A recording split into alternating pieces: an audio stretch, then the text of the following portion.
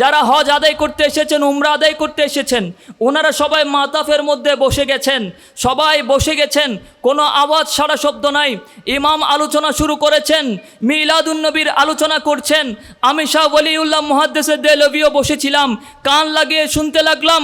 ইমাম সাহেব আলোচনা করছেন, মিলাদুন্নবীর বিষয়ে কথা বলছেন। শাহ ওলিউল্লাহ মুহাদ্দিস দেহলভি ওনার ফিউজুল হারামাইন কিতাবের মধ্যে লেখা শুরু করলেন, বলে আমি এক কান দিয়ে, আমার কান দ্বারা ইমাম সাহেব যে মিলাদুন্নবীর ফজিলত বর্ণনা করছেন সে কথা শুনতে লাগলাম, আর আমার চোখ দিয়ে দেখতে পেলাম আকাশ থেকে সম্পূর্ণ মাতাফের মধ্যে যত জায়গার মধ্যে মানুষ বসেছে মিলাদুন্নবীর ওয়াজ শুনছে, ওই জায়গার মধ্যে আকাশ থেকে আমার আল্লাহর রহমতের বৃষ্টি বর্ষণ শুরু করে দিয়েছেন।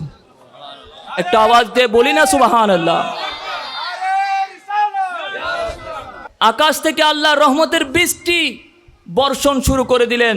উনি আরও বলছেন, যতক্ষণ পর্যন্ত মিলাদুন্নবীর আলোচনা চলেছে ততক্ষণ পর্যন্ত আল্লাহর পক্ষ থেকে রহমতের বৃষ্টি এটা জারি ছিল, বন্ধ হয় নাই। এরপরে যখন ইমাম সাহেব ওনার আলোচনা শেষ করেছেন, কোনো মিলাদ কিয়াম করেন নাই, মোনাজাত করেন নাই, মিলাদ মোনাজাত এগুলো না করে ইমাম সাহেব যারা ওখানে উপস্থিত ছিলেন সকলকে একত্র করলেন। ইমাম সাহেবের নেতৃত্বে ওনারা মক্কা শরীফের যে হেরাম আছে, যে গেট আছে, গেট দিয়ে বের হলেন।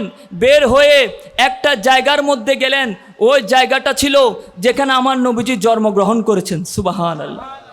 বলে ইমাম সাহেবের নেতৃত্বে মাতাফে যারা ছিল প্রত্যেকে জুলুস করে করে দলবদ্ধভাবে আমার নবী যেখানে জন্মগ্রহণ করেছিলেন সেই জায়গার মধ্যে গেলেন। ওই জায়গায় দাঁড়িয়ে ইমাম সাহেব নবীজিকে সালাতু সালাম প্রেরণ করলেন, এরপরে মোনাজাত করলেন।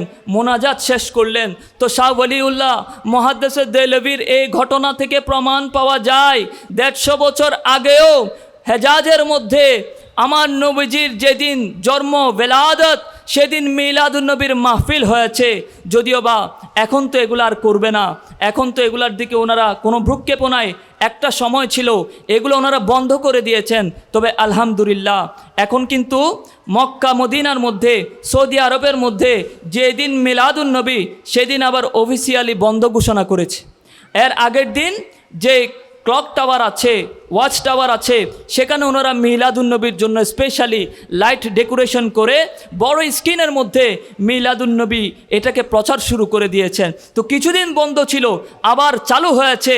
এখন যারা সৌদি আরবকে নিজেদের দলিল বলতো, বলে সৌদি আরবে মিলাদুন্নবী নাই, সৌদি আরবে নবীজির সালাতু সালাম নাই, তো ওনাদের জন্য বলি ভাইরা, এখন তো মিলাদুন্নবী সৌদি আরবেও শুরু হয়ে গেছে, এখন আপনারা কি বলবেন?